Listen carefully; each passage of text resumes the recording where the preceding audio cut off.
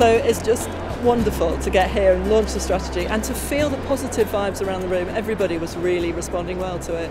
This is the culmination of 2 years' worth of work.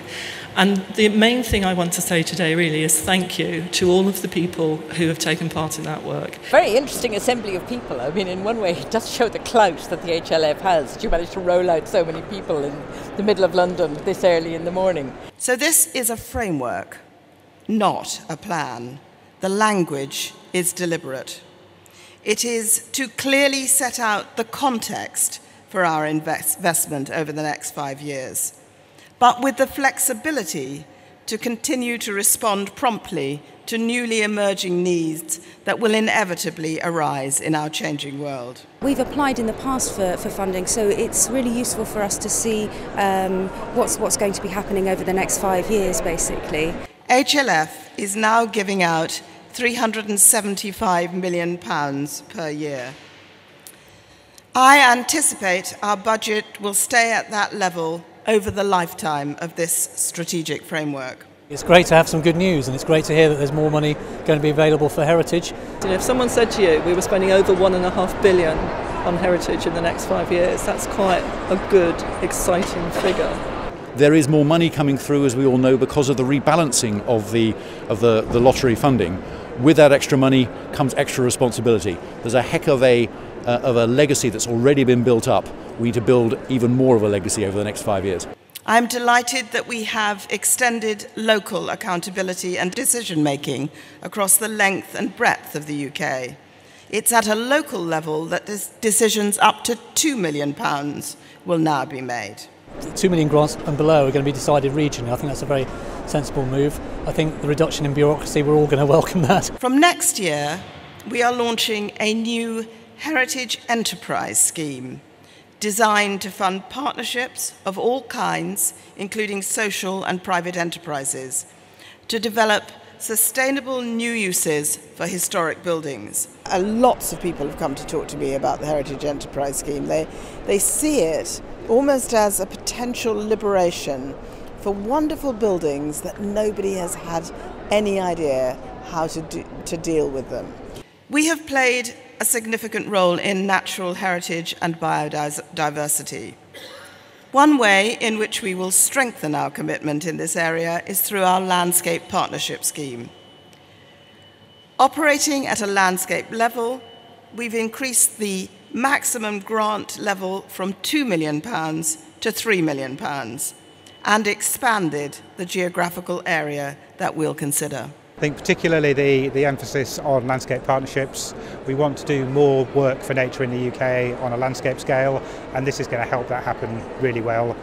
Restoring them to a healthy situation can't happen without support from people like HLF. All new applicants for grants over £2 million from today will have to measure their carbon footprint if they are successful in gaining our support. We will fund projects whose main or sole focus is using digital technology to give access to our heritage. So we will run another Skills for the Future programme, building on the success of our first scheme. On the heritage railways and throughout the industrial heritage, there's a tremendous need to perpetuate specialised skills. So we're delighted to see that as an initiative. We will continue to support the urgent repair needs of places of worship, where our role has grown recently. But we're making an important change. We're extending the scope of the programme to help make places of worship more sustainable in the future. To know A, that the repair grant scheme is going to be continued, and B, that it's going to be extended and made available for facilities is absolutely fantastic. It's about helping communities to think about historic places of worship in a different way, which is what we're all working together to do. I think this morning has been a really good morning. Actually, people have come to me really excited. They feel that it is quite transformational, that there are things in the new strategic framework that they never thought they would hear us announcing. It is the most singularly frequently cited reasons for tourists to come to Britain is this nation's history and its heritage. It is hard to get excited about a 5-year framework, but ladies and gentlemen, this isn't just a 5-year framework. This is something which is going to set the scene. It is going to form the backdrop. It is going to underpin an enormous amount of the work and the opportunity which the heritage sector faces and gets through in the course of the next few years. They're 18, they're grown up, we're looking forward to the next 5 or 10 years. They've made a huge difference to natural heritage in the UK.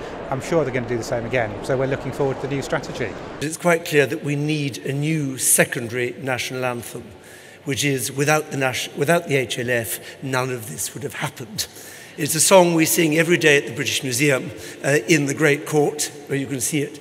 The HLF capacity to make dreams come true is one of the great achievements of the last 18 years. People see the little HLF sign and think something good has happened here. And again, I think that's a material benefit, but I think it's a huge psychological benefit as well. To hear both the chairman and the chief executive talk about their role in promoting heritage, in supporting it, making sure that people are both engaged and that we create a supportive framework for it is really, really good. We look forward to partnering them over the next couple of years over that. We can't stop now because now we go into the delivery phase. So we've got a lot of more detailed work to do to work out the systems, the processes, the procedures, and we're going to be making sure that everything is as simple and straightforward as possible. I firmly believe HLF can help the sector not just to survive, but to thrive. I look forward, and I know that all my colleagues look forward to working with you over the coming years as HLF seeks to play the strongest role we can in supporting our heritage. We are a listening organisation, as well as, by the way, a challenging organisation. And I think we've made some really tough challenges today to the sector, and I hope, and my gut instinct is that they will rise to it.